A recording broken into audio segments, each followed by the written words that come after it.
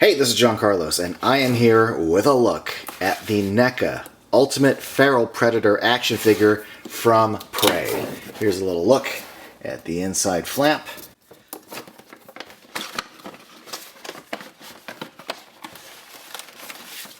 It is worth noting that the bottom of the box features some very kind of minimal instructions for putting on accessories and whatnot.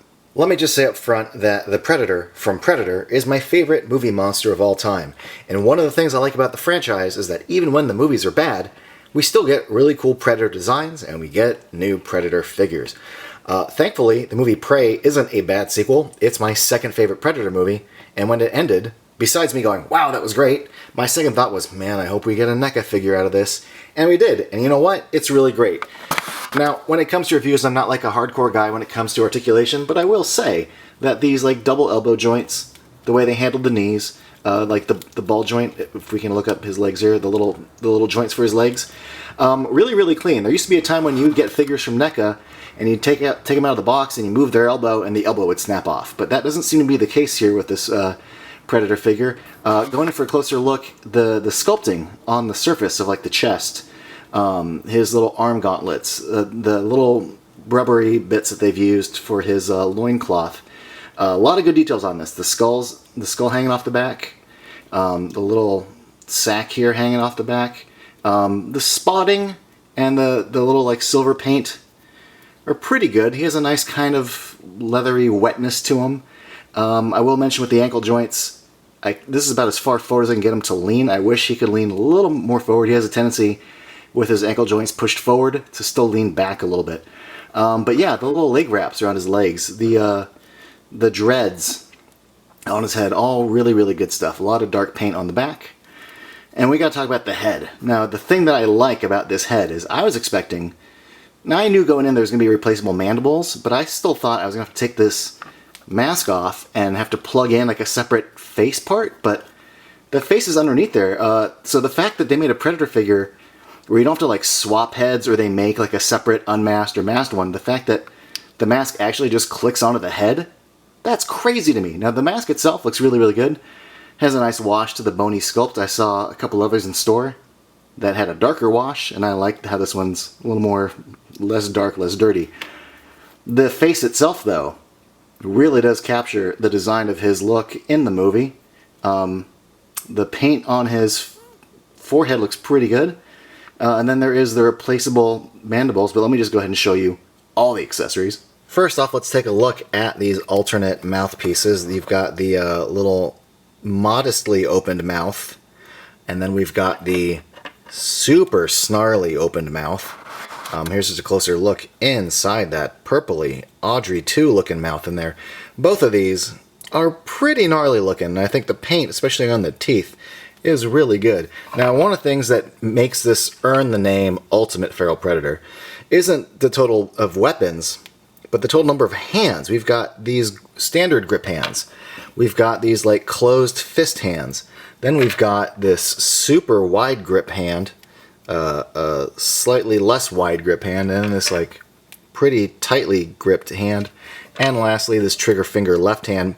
That's 8 additional hands for a total of 10 hands. When it comes to like NECA figures and ultimate stuff, like weapons are neat. Usually you get like an alternate head or a secondary pair of hands, but a total of 10 hands. I know it's not the most exciting accessory, but I mean, that's a lot for me. That's like a little mini Hot Toys figure. Anyway, here's the two pieces of the little combi stick, or the staff. You can assemble it like so.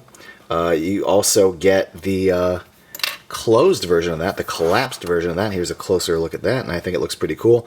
It comes with these little tiny ass hooks that you hook onto the belt to put this onto the back of the figure. We get the shield in its open state. We will show you that on the figure in a moment, but here's just a closer look at the artwork on it. It plugs onto the hand. Here's the closed or collapsed version of the shield. I like that they include both. Here's the little backpack thing. It's magnetic. You don't have to plug it onto the figure with like any actual hole in the back or a plug. And then we also get this gun. A lot of nice details to the sculpt on that. And lastly, of course I'm going to plug these on, are the little wrist claws, but here's just a closer look at some of the detail on them. Okay, here's the mandibles popping out. You kind of have to pull down a bit, not just in, but kind of out and down. And there, man, I think that looks really, really cool. That might be my favorite, even though I haven't put on the other one yet. But let's just go ahead and do that now. I mean, yeah, that looks cool too, but yeah, the second one to me is my favorite. Well, besides the mask being on, that's pretty awesome. There are two magnetic spots in the back of this figure. One is for the backpack, and the other is for the gun, because it turns out the gun has a magnet in it too. So that's cool.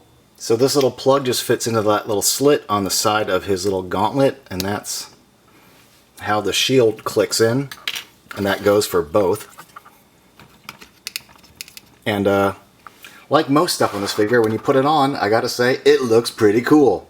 Here's how the hooks fit onto the collapsed staff. I recommend putting them on a little bit closer together, because if you set them too far apart, this will hang really crooked. The left side rests a lot higher than the right side. It's all kind of one big sculpted thing. In fact, even putting this on, it's a little crooked and uneven, but it looks pretty good. I will say the little open holes to plug in the claws are pretty tight. It's not impossible to put them in, but it will require a little bit of wiggling, a little bit of pressure. Anyway, I switched out the open palm hand for the closed fist, because I think when rocking the claw hands, I really do think that fist really does sell the look of the claws considerably. After futzing around with this figure for a few minutes, I am happy to report that like the knee joints, the top of the leg joints, elbows, all have really solid like mobile articulation that still kind of like holds its pose. Also the wrist joints, switching out the hands, super easy, no complaints there.